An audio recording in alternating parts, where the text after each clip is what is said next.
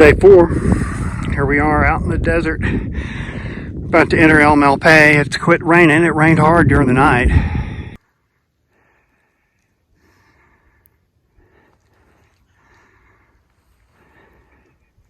Could put cash up in there. Could have, yeah. No telling what kind of Native American treasures are in this lava field. Entering the lava fields.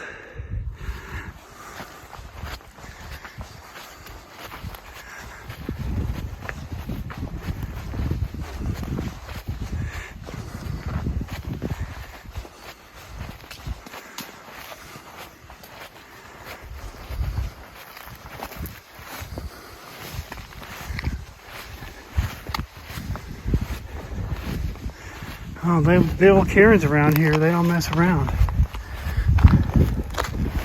Glad to see.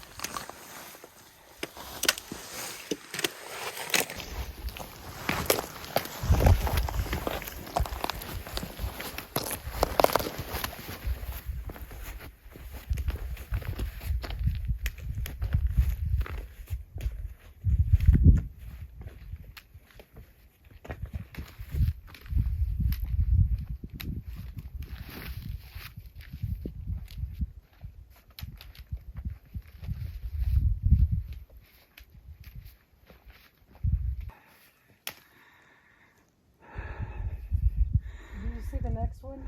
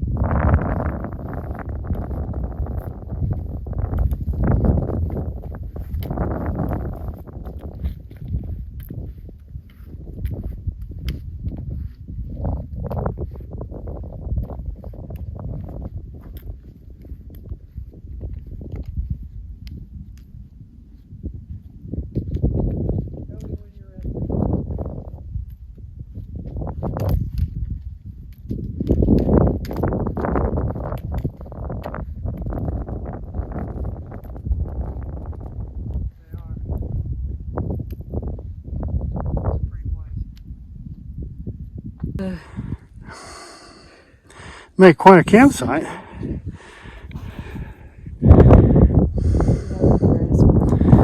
gonna take Yeah, right from there. some great campsites for sure. right here in the lava field, be out of the wind.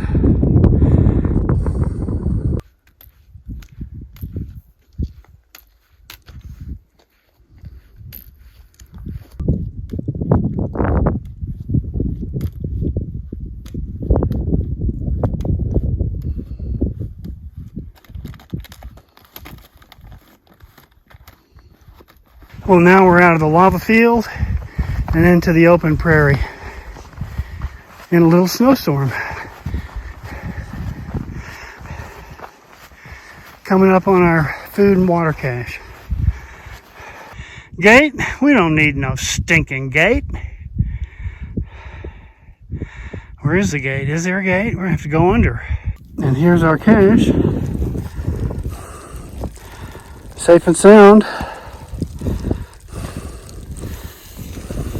Yay. Well, burying food for 4 or 5 days makes it's very cool in there, especially if it's snowing and cold. But cache was fine. We got the water. Now our packs are really heavy. So we stopped for lunch. We're going to eat like... We're going to try to eat 4 or 5 pounds of food before we leave.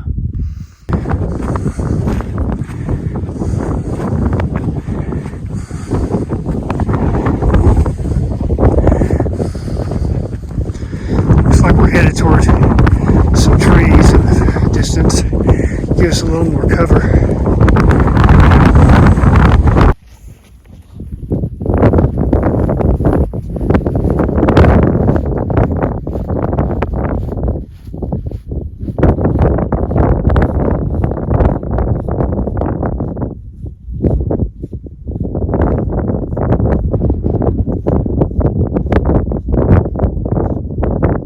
Well, afternoon break number 2.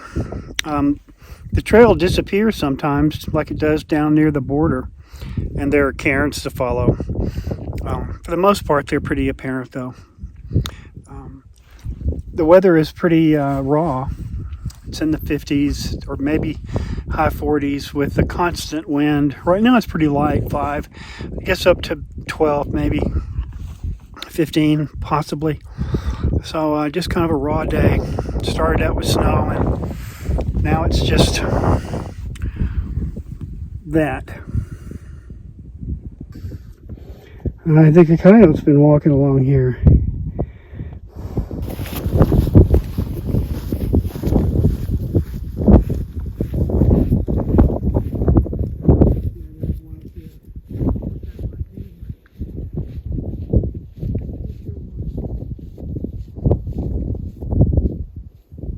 It's about 3 in the afternoon, and we've finally gotten off that open plain and into some junipers, which will make a lot of difference when we camp and when we take breaks to get out of the wind.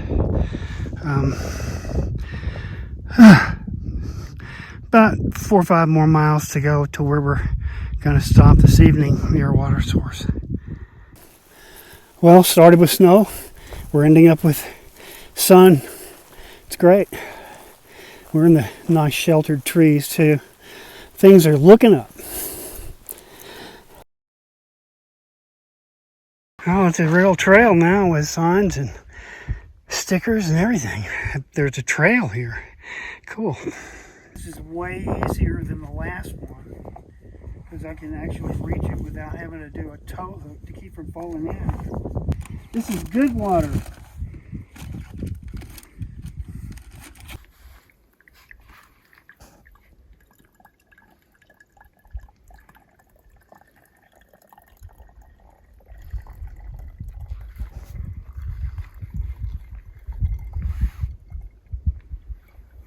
So now the collected water goes through the filter into the drinking bottle.